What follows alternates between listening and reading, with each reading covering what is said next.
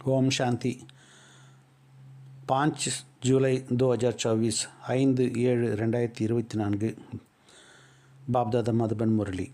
मीठे बच्चे, याद से ही बैटरी चार्ज होगी, शक्ति मिलेगी, आत्मा सतो प्रधान बनेगी। इसलिए याद की यात्रा पर विशेष अटेंशन दो। இனிமையான குழந்தைகளை, நினைவின் மூலம் பேட்டரி சார்ஜ் ஆகிறது, சக்தி கிடைக்கும், ஆத்மா சத்தோ பிரதானமாகும். அதனால் நினைவு யாத்திரையின் மீது கவனம் செலுத்த வேண்டும். प्रश्न: जिन बच्चों का प्यार एक बाप से है उनकी निशानी क्या होगी? எந்த குழந்தைகளின் அன்பு ஒரு பாபாவுடன் இருக்குமோ அவர்களின் அடையாளம் என்னவாக இருக்கும்? उत्तर: यदि एक बाप से प्यार है तो बाप ही नजर उन्हें निहाल कर देगी। दूसरी पॉइंट, वे पूरा नष्टमुख होंगे। तीसरी, जिन्हें बेहद का बाप का प्यार पसंद आ गया है वे और किसी के प्यार में फंस नहीं सकते हैं। முதல் பாயிண்ட், ஒரு பாபாவோட அன்பு இருக்குமானால் பாபாவின் பார்வை அவர்களை முழு திருப்தி அடைய செய்துவிடும். ரெண்டாவது பாயிண்ட், அவர்கள் முழு பற்றற்ற நிலையில் இருப்பார்கள். மூன்றாவது, யாருக்கும் எல்லையற்ற தந்தையின் அன்பு பிடித்திருக்கிறதோ அவர்கள் வேறு யாருடைய அன்பிலும் சிக்கிக்கொள்ள மாட்டார்கள். நான்காவது, அவர்களின் புத்தி பொய்யான கண்டத்தின் பொய்யான மனிதர்களிடமிருந்து விடுபட்டிருக்கும். बाप तुम्हें अभी ऐसा ही प्यार देते हैं जो अविनाशी बन जाते हैं। सतयुग में भी तुम आपस में बहुत प्यार से रहते होंगे। பாபா உங்களுக்கு அத்தகைய ஒரு அன்பை தருகிறார், அது அழிவற்றதாகி விடுகிறது. சத்தியுகத்திலும் கூட நீங்கள் உங்களுக்குள் மிகுந்த அன்போடு இருப்பீர்கள். ஓம் சாந்தி. बेहद का बाप का प्यार अभी एक ही बार तुम बच्चों को मिलता है, जिस प्यार को भक्ति में भी बहुत याद करते हैं। बाबा, बस आपका ही प्यार चाहिए। तुम माता पिता हो, तुम ही सब कुछ हो। एक ही से ही आधा कल्प के लिए प्यार मिल जाता है। तुम्हारा इस रूहानी प्यार की महिमा अपरंपार है। எல்லையற்ற தந்தையின் அன்பு இப்போது ஒரு தடவை மட்டுமே குழந்தைகளாக உங்களுக்கு கிடைக்கிறது. அந்த அன்பை பக்தியிலும் கூட மிகவும் நினைவு செய்கிறார்கள். பாபா, உங்களுடைய அன்பு கிடைத்தால் போதும். நீங்கள் தான் தாயும் தந்தையும் அனைத்தும் நீங்களே. ஒருவரிடமிருந்து தான் அரை கல்பத்திற்கு அன்பு கிடைக்கிறது. உங்களுடைய இந்த ஆன்மீக அன்பின் மகிமை அளவற்றது. பாபா தான் குழந்தைகளாகி உங்களை சாந்தி தாமத்தின் எஜமானராக்குகிறார். अभी तुम दुखधाम से हो, अशांति और दुख के सब चिल्लाते हैं। धनी गुणी किसी को नहीं है, इसलिए भक्ति मार्ग में याद करते हैं, परंतु कायदे अनुसार भक्ति का भी समय होता है आधा कल्प के लिए। உங்களை பாபா தான் குழந்தைகளாகி உங்களை சாந்தி தாமத்தின் எஜமானர் ஆக்குகிறார். இப்போது நீங்கள் துக்க தாமத்தில் இருக்கிறீர்கள்.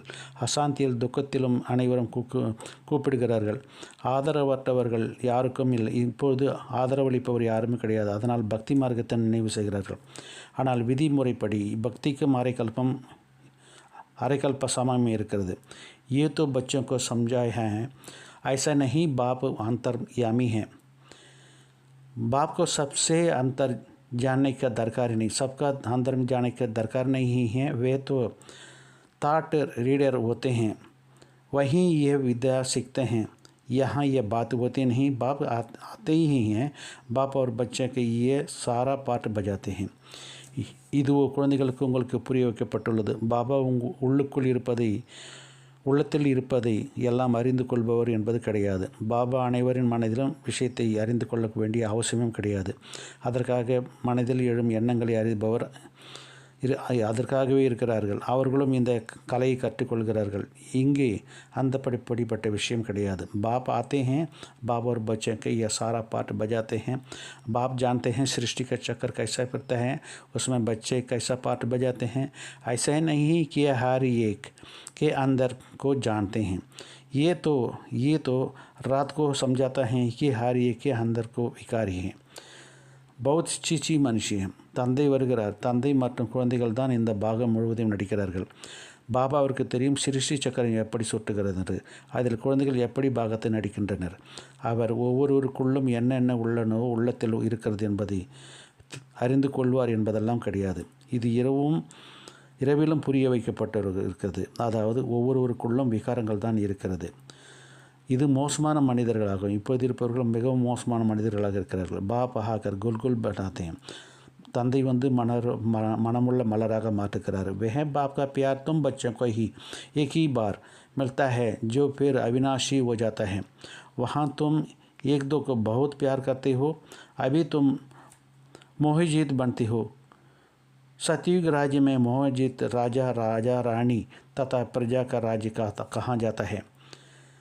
பாபா வந்து மனமுள்ள மலராக இருக்கிறார். இந்த பாபாவின் அன்பு குழந்தைகளாக உங்களுக்கு ஒரு முறை மட்டுமே கிடைக்கிறது. பிறகு அது அழிவற்றதாக இருக்கிறது. அங்கே நீங்கள் ஒருவர் மற்றவர் மீது மிகுந்த அன்பு செலுத்துகிறீர்கள். இப்போது நீங்கள் மோகத்தை வென்றவராகி கொண்டிருக்கிறீர்கள். சத்தியுக ராஜ்யம் மோகஜீத் ராஜா, ராஜா ராணி மற்றும் பிரஜைகள் ராஜ்யம் என சொல்லப்படுகிறது. அங்கே ஒருபோதும் யாரும் அழமாட்டார்கள். துக்கத்தின் பெயரே இருக்காது. குழந்தைகள், நீங்கள் அறிவீர்கள், நிச்சயமாக பாரதத்தில் ஆரோக்கியம், செல்வம் மற்றும் மகிழ்ச்சி இருந்தது. இப்போது இல்லை. ஏனென்றால் இப்போது ராவண ராஜ்யமாக இருக்கிறது. इसमें सब कुछ भोगते हैं, फिर बाप को याद करते हैं कि आकर सुख शांति दो, रहम करो। बेहद का बाप है रहम दिल, रावण है बेरहम करने वाला, दुख का रास्ता बताने वाला। सब मनुष्य दुख के रास्ते पर ही चलते हैं। सबसे बड़े से बड़े दुख होते देने वाला है काम विकार। इसलिए बाप कहते हैं, मीठे मीठे बच्चों, काम विकार पर जीत पहनो तो जगत जीत बन जाएंगे। இதில் அனைவருக்கும் துக்கத்தை அனுபவிக்கின்றனர். பிறகு பாபாவை நினைவு செய்கின்றனர். வந்து சுகம் சாந்தி கொடுங்கள், இரக்கம் வையுங்கள் என்கிறார்கள். எல்லையற்ற தந்தை இரக்க மனமுடையவர். ராவணன் இரக்கமற்றவன், துக்கத்திற்காக வழி சொல்பவன். மனிதர்கள் அனைவரும் துக்கத்தின் வழியில் செல்கிறார்கள். அனைதிலும் பெரியது பெரிய துக்கம் தருவது காம விகாரம். அதனால் பாபா சொல்கிறார், இனிமேலும் இனிமையான குழந்தைகளே, காம விகாரத்தை வெற்றி கொள்ளுங்கள், அப்போது உலகத்தை வென்றவராக ஆவீர்கள். इन लक्ष्मी नारायण को जगजीत कहेंगे, तुम्हारे सामने हेमंड ऑब्जेक्ट खड़ी है। मंदिर में बल जाते हैं परंतु उनकी बायोग्राफी कुछ भी नहीं जानते हैं। जैसा गुड़िया की पूजा होती है, दुनिया में पूजा करते हैं, रचकर खूब श्रृंगार कराकर भोग आदि चढ़ाते हैं। இந்த லட்சுமி நாராயண உலகை வென்றவர் என சொல்கிறார்கள். உங்களுக்கென்று நோக்கம் குறிகள் இருக்கிறது. கோவிலுக்குள் செல்கிறார்கள், ஆனால் அவர்களின் வாழ்க்கை வரலாறு பற்றி எதுவும் தெரியாது. எப்படி பொம்மைகளின் பூஜை நடைபெறுகிறதோ அதுபோல செய்கிறார்கள். தேவிகளுக்கும் பூஜை நடக்கிறது. படைத்து நன்கு அலங்கரித்து போக வைத்து முதலில் வைக்கிறார்கள். परंतु वह देवियाँ तो कुछ भी नहीं खाती हैं, खा जाते हैं ब्राह्मण लोग। क्रिएट कर फिर पालना कर विनाश कर देते हैं, इसका कहा जाता है अंदर श्रद्धा। सतयुग में तो ये बात होती नहीं, ये सब रस्म रिवाज निकलती है कलयुग में। तो तुम पहले एक शिव बाबा का पूजा करते हो, जिसकी अव्यभिचारी राइटियस पूजा कहा जाता है। இப்போது அலங்கரித்து தேவிகளுக்கும் பூஜை செய்கிறார்கள். படைத்து நன்கு அலங்கரித்து போகுமுறை வைக்கிறார்கள். ஆனால் அந்த தேவிகளும் சாப்பிடுவதில்லை. பிராமணர்கள் சாப்பிட்டு விடுகிறார்கள். படைத்து பிறகு பராமரித்து செய்து விநாசம் செய்து விடுகிறார்கள்.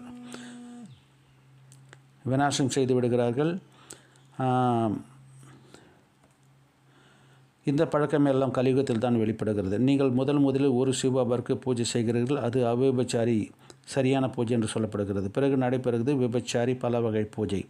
பாபா என்ன சொல்லை சொல்லும்போது பரிவாரத்தின் நறுமணம் ஏற்படுகிறது. நீங்கள் சொல்கிறீர்கள், நீங்கள் தான் தாயும் தந்தையும், உங்களுடைய இந்த ஞானம் தரும் கிருபை மூலம் எங்களுக்கு அளவற்ற சுகம் கிடைக்கிறது.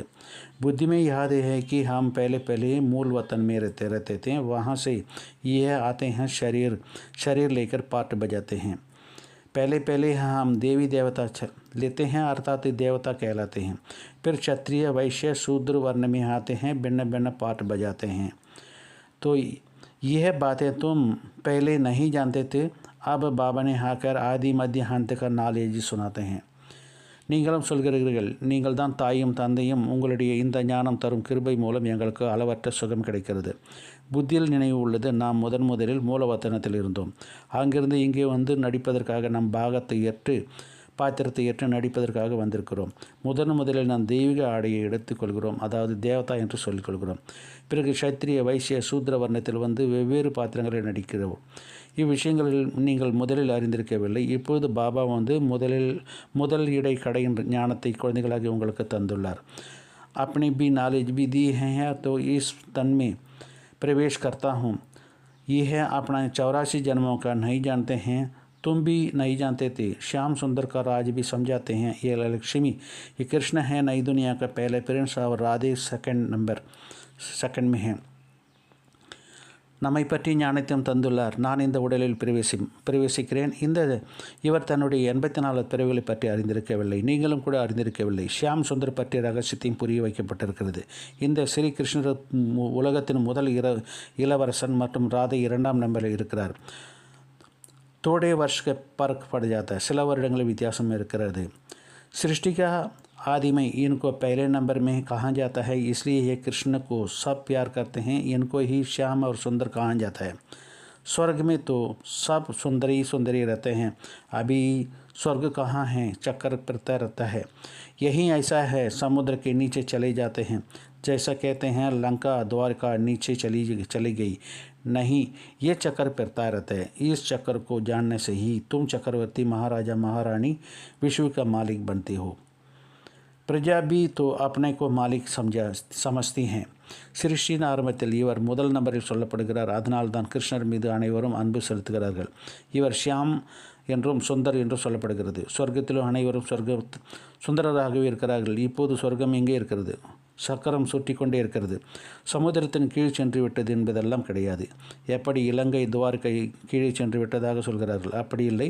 இந்த சக்கரம் சுற்றுகிறது. இந்த சக்கரத்தை அறிந்து கொள்வதன் மூலம் நீங்கள் சக்கரவர்த்தி மகாராஜா மகாராணியாக உலகத்தின் எஜமானர்களாக ஆகிறீர்கள். பிரஜா भी तो अपने ही मालिक समझती हैं.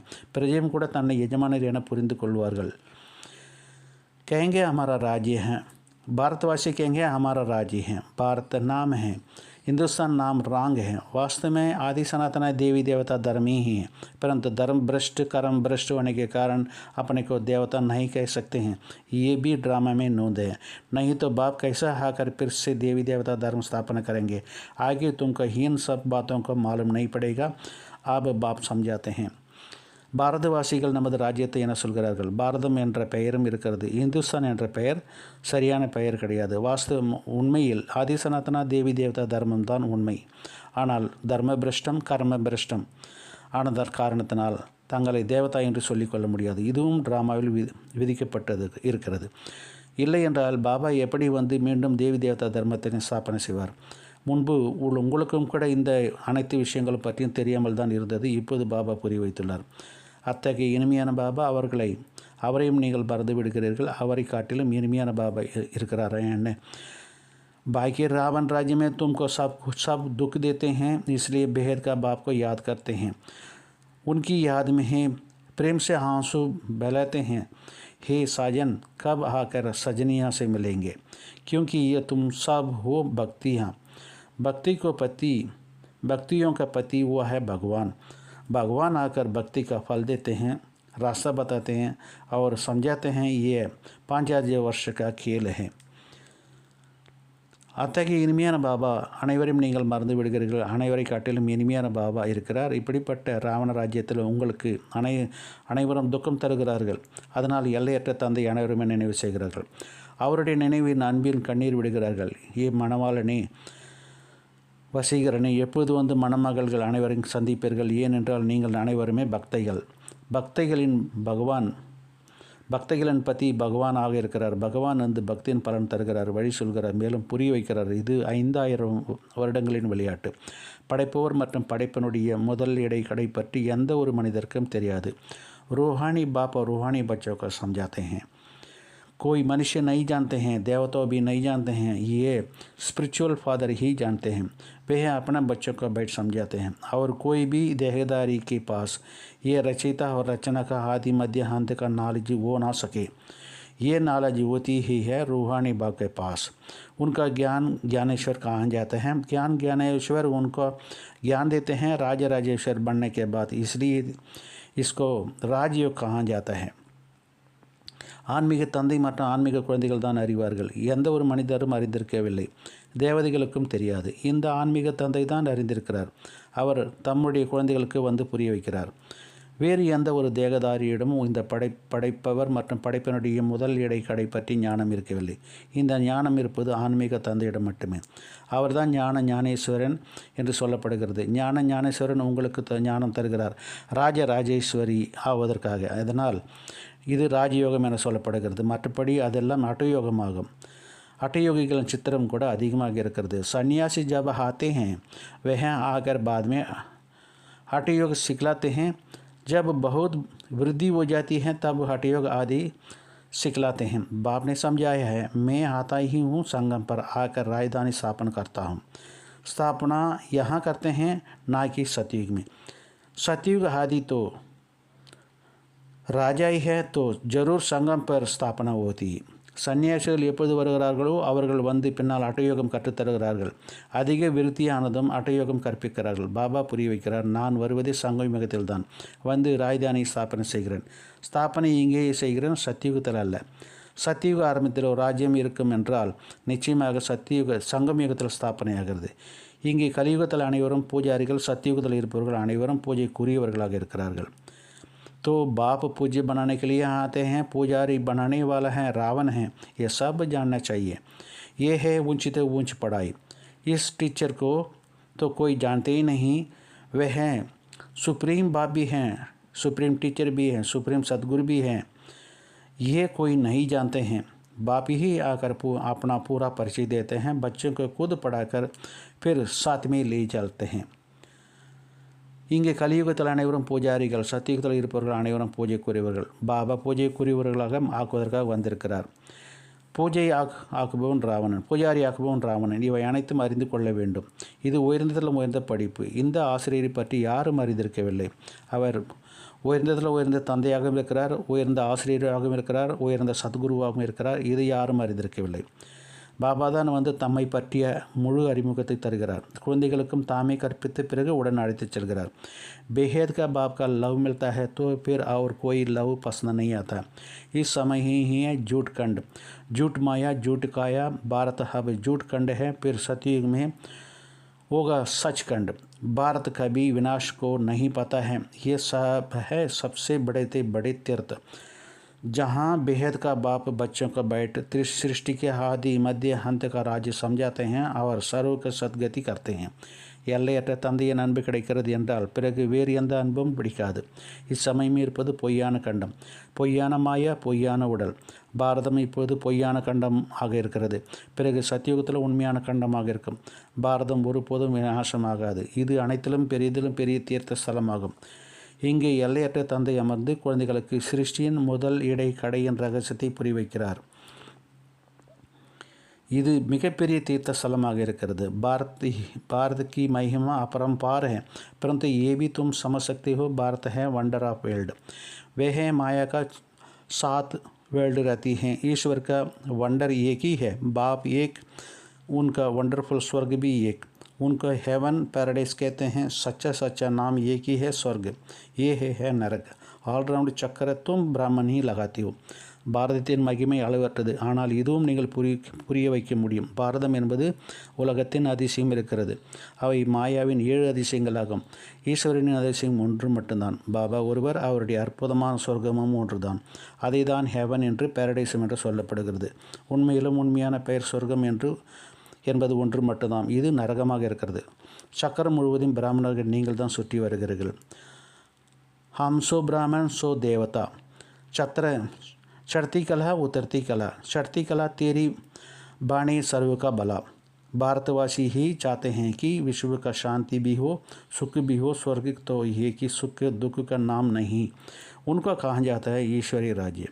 நாம்தான் பிராமணனாக இருக்கிறோம், பிறகு நாம்தான் தேவதைகளாக இருக்கிறோம். உயரும் கலை, இறங்கும் கலை. உங்களுக்கு உயரும் கலை என்றால் அனைவருக்கும் இதனால் நன்மை ஏற்படுகிறது. உலகத்தில் சாந்தியும் வேண்டும், சுகமும் வேண்டும். சொர்க்கத்தில் சுகம் இருக்கிறது, துக்கத்தின் பெயர் இருக்கக்கூடாது என்று பாரதவாசிகள் தான் விரும்புகிறார்கள். அது ஈஸ்வரிய ராஜ்யம் என சொல்லப்படுகிறது. சத்தியுகத்தில் சூரியவம்சி, பிறகு 2வது கிரேடில் சந்திரவம்சியாகிறது. तुम हो आस्तिक, वह है नास्तिक. तुम घनी के बन बाप के वर्षा लेने के पुरुषार्थ करते हो. तुम्हारा माया के साथ गुप्त लड़ाई चलती है. बाप आते हैं रात्रि को, शिवरात्रि है, परंतु शिव का रात्रि का भी अर्थ नहीं समझते हैं. ब्रह्मा की रात पूरी होती है, दिन शुरू हो जाते हैं. वे कहते हैं कृष्ण का भगवान वाच, ये तो शिव भगवान वाच. நீங்கள் ஆஸ்திகர்கள், அவர்கள் நாஸ்திகர்கள். நீங்கள் செல்வந்தர்களுடைய ஆகி பாபா அவருடைய ஆஸ்தி பெறுவதற்காக புருஷார்த்தம் செய்கிறீர்கள். உங்களுக்கு மாயினுடைய கூட குப்தமான யுத்தம் நடைபெறுகிறது. பாபா வருவது ராத்திரியில், சிவராத்திரி இருக்கிறது அல்லவா? ஆனால் சிவனுடைய ராத்திரி என்பதன் அர்த்தத்தை கூட அவர்கள் புரிந்து கொள்ளவில்லை. பிரம்மாவின் இரவு முடிவடைகிறது, பகல் ஆரம்பமாகிறது. அவர்கள் சொல்கிறார்கள், ஸ்ரீ கிருஷ்ண பகவான் வாக்கு என்பதாக இதுவோ சிவ பகவான் वाक्य இருக்கிறது। अब राइट कौन है? श्री कृष्ण तो पूरे 84 जन्म लेते हैं। बाप कहते हैं मैं आता ही हूँ साधारण बूढ़े के तन में। ये भी अपने अपने जन्मों के नहीं जानते हैं। बहुत जन्मों के अंत में मैं जब पतित बन जाते हैं तो पतित सृष्टि पतित राज्य में आता हूँ। पतित दुनिया में अनेक राज्य, पावन दुनिया में होते हैं एक राज्य। கிருஷ்ணரோ முழுமையாக 84 பிறவிகள் எடுக்கிறார்। பாபா சொல்கிறார், நான் வருகிறேன், சாதாரண வயோதிபரின் உடலில் வருகிறேன்। இவரும் கூட தன்னுடைய பிறவிகள் பற்றி அறிந்திருக்கவில்லை। அநேக பிறவிகளின் கடைசியில் தூய்மை இழந்துவிட்ட போது தூய்மையற்ற சிருஷ்டியில் தூய்மையற்ற ராஜ்யத்தில் வருகிறேன்। தூய்மையில்லாத உலகத்தில் அநேக ராஜ்யங்கள், தூய்மையான உலகத்தில் இருப்பது ஒரு ராஜ்யம்। கணக்கு இருக்கிறதல்லவா? भक्ति मार्ग में जब बहुत नवदा भक्ति करते हैं, सिर काटने पर आ जाते हैं, तब उनकी मनोकामना पूरी कर देते हैं। बाकी उनका रग कुछ भी नहीं होती है। उनको कहा जाता है नवदा भक्ति। जब से रावण राज्य शुरू होते हैं तब से ही भक्ति का कर्मकांड की बातें मनुष्य पढ़ते पढ़ते नीचे आ जाते हैं। कहते हैं व्यास भगवान ने शास्त्र बनाए हैं, क्यों क्या क्या बाइट बनाया है। भक्ति और ज्ञान का राज अभी तुम बच्चे समझते हो। பக்தி மார்க்கத்தில் தீவிர பக்தி செய்யும்போது தலைப்படும்போது தலையை வெட்ட துணியும் போது அவர்களின் மனதில் ஆசை நிறைவேறுகிறது। மற்றபடி அதில் எதுவும் கிடைப்பது கிடையாது। அது தீவிர நவதா பக்தியாக இருக்கிறது। எப்பொழுதிலிருந்து ராவண ராஜ்யம் ஆரம்பமானதோ அப்போதிலிருந்து பக்தியின் கர்ம காண்டத்தின் விஷயங்களை மனிதர்கள் படித்து கீழே இறங்கி வந்து விடுகிறார்கள்। வியாச பகவான் சாஸ்திரத்தை உருவாக்கினார் என்று சொல்லுகிறார்கள்। அவர் என்னவெல்லாம் அமர்ந்து எழுதியுள்ளார்। பக்தி மார்க்கம் ஞானம் பற்றிய ரகசியத்தை இப்போது குழந்தைகள் நீங்கள் புரிந்து கொண்டீர்கள்। सीढ़ी है और जाड़ के यह सब ज्ञान है। इसमें 84 जन्म के दिखाते हैं। सब तो 84 जन्म नहीं लेते हैं। जो शुरू में आते होंगे वहीं पूरे जन्म लेते हैं। यह नारी तुमको अभी ही मिलती हैं, फिर सोर्स ऑफ इनकम तो होता ही है। ये नहीं पड़ी மற்றும் கல்ப விருட்சத்தின் சித்திரத்தில் எந்த ஞான சார்ந்த அனைத்தும் உள்ளது। அதில் 84 பிறவிகளும் காட்டப்பட்டிருக்கிறது। அனைவருமோ 84 பிறவிகள் எடுப்பதில்லை। யார் ஆரம்பத்தில் வந்திருப்பாரோ அவர்கள் தான் முழுமையாக 84 பிறவிகளை எடுப்பார்கள்। இந்த ஞானம் உங்களுக்கு இப்போது தான் கிடைக்கிறது, பிறகு வருமானத்திற்கு ஆதாரமாகிவிடுகிறது। 21 பிறவிகளுக்கு கிடைக்காத பொருள் என்று எதுவும் கிடையாது। அதனால்தான் அதன் பிராப்தியாக முயற்சி எதுவும் செய்ய வேண்டியிருக்காது। उनको कहा जाता है बाप का एक स्वर्ग का वंडर ऑफ दी वर्ल्ड। नाम ही है पैराडाइस। उनका बाप मालिक बनाते हैं। वह तो सिर्फ वंडर खिलाते हैं, परंतु तुमको तो बाप उसका मालिक बनाते हैं। इसलिए अब बाप कहते हैं निरंतर मुझे याद करो, सिमर सुख पाओ, कलेश मिटे, सब तन के जीवन मुक्ति पा जाते हैं। பாபா சொல்கிறார், அது பாபாவின் ஒரே ஒரு சொர்க்கம், உலகத்தின் அதிசயம் என சொல்லப்படுகிறது। பெயரே சொர்க்கம், பேரடைஸ்। அதற்கு அதிபதியாக பாபா உங்களை உருவாக்குகிறார்। அவர்களோ அதாவது அதிசயங்களை காட்டுகிறார்கள், ஆனால் உங்களுடைய பாபா அதனுடைய அதிபதியாக ஆக்குகிறார்। ஆனால் இப்போது பாபா சொல்கிறார், நிரந்தரமாக என நினைவு செய்கள், நினைத்து சுகம் பெறுங்கள்। உடலின் சகல கிளேசங்களையும் பிரச்சனைகள் முடிந்து போகும்। जीवन मुक्ति பதிவடைங்கள்। पवित्र बनने के लिए याद की यात्रा बहुत जरूरी है। தூய்மையாவதற்கு நினைவு யாத்திரை மிகவும் அவசியம்। मनमना भव तो सर फिर अंतमति स्वगति हो जाएगी। गति कहाँ जाता है? शांति धाम को। सदगति होती है यहाँ। सदगति के अगेंस्ट होती है दुर्गति। अभी तुम बाप को और रास्ता रचना का आदि मध्य अंत को जानते हो। मनमना भाव நிலையில் இருந்தால் அந்தமதி சோகதி, கடைசியில் எந்த நிலையில் சரித்து விடுகிறோமோ அதுவாகவே மறுபிறவிலும் தொடக்கமாகும் ஆகிவிடும்। கதி என சொல்லப்படுவது சாந்தி தாமம், சத்கதி ஏற்படுவது இங்கே। சத்கதிக்கு நேர் எதிரானது துர்கதியாகும்। இப்போது நீங்கள் தந்தையையும் படைப்பினுடைய முதல் இடைக்கடையும் அறிந்து கொண்டு விட்டீர்கள்। உங்களுக்கு பாபாவின் அன்பு கிடைக்கிறது। बाप नज़र से निहाल कर देते हैं, सम्मुख आकर ही नॉलेज सुनाएंगे। इसमें प्रेरणा की कोई बात ही नहीं होती। बाप डायरेक्शन देते हैं, तुम्हें ऐसा याद करने से शक्ति मिलेगी। जैसा बैटरी चार्ज हो जाती है, ये मोटर है, इसकी बैटरी ही डल हो जाती है। बाबा பார்வையிலேயே முழு திருப்தியும் அடைந்தவராக செய்து விடுகிறார்। नज़र से निहाल कर देते हैं। எல்லோருடைய முன்பாக வந்து ஞானத்தை சொல்கிறார். இதில் பிரேரணையின் விஷயம் எதுவும் கிடையாது. பாபா கட்டளையிட்டு தருகிறார். இது போல் நினைவு செய்வதன் மூலம் உங்களுக்கு சக்தி கிடைக்கும். எப்படி பேட்டரி சார்ஜ் ஆகிறது என்பது போல இது மோட்டார், இதன் பேட்டரி மந்தமாகி விடுகிறது. இப்போது சர்வசக்திவான் பாபாவிடம் புத்தி யோகத்தை ஈடுபடுத்துவதன் மூலம் பிறகு நீங்கள் தமோ பிரதானத்தில் இருந்து சத்தோ பிரதானமாகி விடுவீர்கள். बैटरी चार्ज हो जाएगी। बाप ही आकर सबकी बैटरी चार्ज करते हैं। सर्वशक्तिवान बाप ही है। यह मीठा मीठा बाप की बैठ समझाते हैं। பேட்டரி சார்ஜ் ஆகிவிடும். பாபா தான் வந்து அனைவரின் பேட்டரியும் சார்ஜ் செய்கிறார். சர்வசக்திவான் பாபா மட்டுமே இந்த இனிமேலும் இனிமையான விஷயங்களை பாபா தான் அமர்ந்து புரிய வைக்கிறார். அந்த பக்தியின் சாஸ்திரங்களை ஜென்ம ஜன்மாந்திரமாக படித்து வந்துள்ளீர்கள்.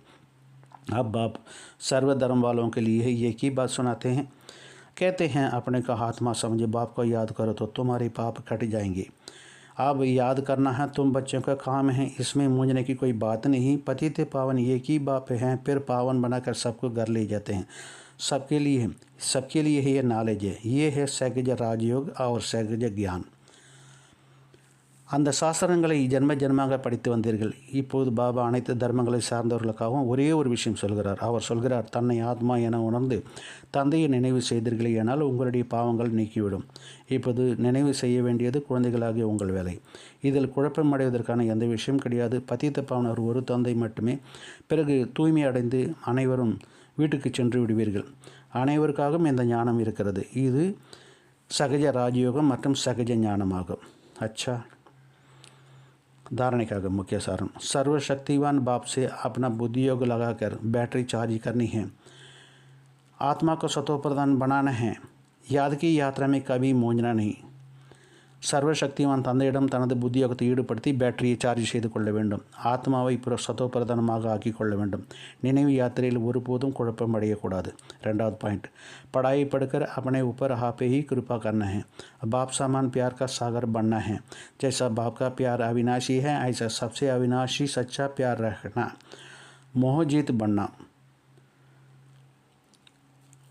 படிப்பை படித்து தன் மீது தானே கிருப்பை செய்து கொள்ள வேண்டும். பாபாவுக்கு சமமாக அன்பு கடலாக வேண்டும். எப்படி பாபாவின் அன்பு அழியாததாக இருக்கிறதோ அதுபோல் அனைவரிடமும் அழியாத உண்மையான அன்பு வைக்க வேண்டும். மோகத்தை வென்றவராக ஆக வேண்டும். वरदान, महसूसता की शक्ति द्वारा मीठे अनुभव करने वाले सदा शक्तिशाली ஆத்மா பவ. உணரக்கூடிய சக்தியின் மூலம் இனிய அனுபவம் செய்யக்கூடிய சதா சக்திசாலி ஆத்மா ஆகுக. இந்த வரதானத்தின் विस्तारத்தை பாருங்கள். यह महसूसता की शक्ति बहुत मीठे अनुभव कराती है। कभी अपने को बाप के नूरी रतन आत्मा अर्थात नयन में समाई हुई श्रेष्ठ बिंदु में महसूस करो। कभी महसूस पर चमकने वाली मस्तक मणि, कभी अपने को ब्रह्मा बाप के सहयोगी राइट हैंड ब्रह्मा की भुजाएं महसूस करो। कभी अव्यक्त परिस्था स्वरूप में महसूस करो। यह महसूसता शक्ति को बढ़ावो तो शक्तिशाली बन जाएंगे. இந்த உணரும் சக்தியானது மிக இனிமையான அனுபவத்தை ஏற்படுத்துகிறது. சில நேரம் தந்தையின் கண்ணின் மணியாக பாருங்கள். ஆத்மா அதாவது கண்களில் கலந்திருக்கும் சிரேஷ்ட பிந்து என உணருங்கள். சில நேரம் நெற்றியில் ஜொலிக்கும் நெற்றி மணியாக உணருங்கள். சில நேரம் தன்னை பிரம்மா பாபாவின் சகயோகி வலதுகரமான ஆத்மாவாக உணருங்கள். பிரம்மாவின் புஜமாக உணருங்கள். சில நேரம் அவ்யக்த பரிசா ஸ்வரூபத்தை உணருங்கள். இந்த உணரும் சக்தியை அதிகப்படுத்தும் போது நீங்கள் சக்திசாலியாகவே ஆகிவிடுவீர்கள். फिर छोटा सा दाग भी ஸ்பஷ்ட दिखाई देगा और उच्च परिवर्तन कर सकेंगे. பிறகு சிறிய காரியம் கூட தெளிவாக கண்களுக்கு தெரியப்படும். பிறகு அதை மாற்றிக்கொள்வீர்கள். ஸ்லோகன், सर्व के दिल में दुआओं को दुआएं लेते चलो तो आपका पुरुषार्थ सहज ही हो जाएगा. அனைவரின் உள்ளபூர்வமான ஆசீர்வாதம் பெற்று கொண்டே இருந்தால் உங்களது முயற்சி எளிதாகிவிடும். अच्छा, मीठे मीठे सिखलेते बच्चों प्रति माता पिता बाप दादा का याद प्यार और गुड मॉर्निंग. रूहानी बाप की रूहानी बच्चों को नमस्ते. हम रूहानी बच्चों की रूहानी बाप दादा दोनों को याद प्यार, गुड मॉर्निंग, नमस्ते. ओम शांति.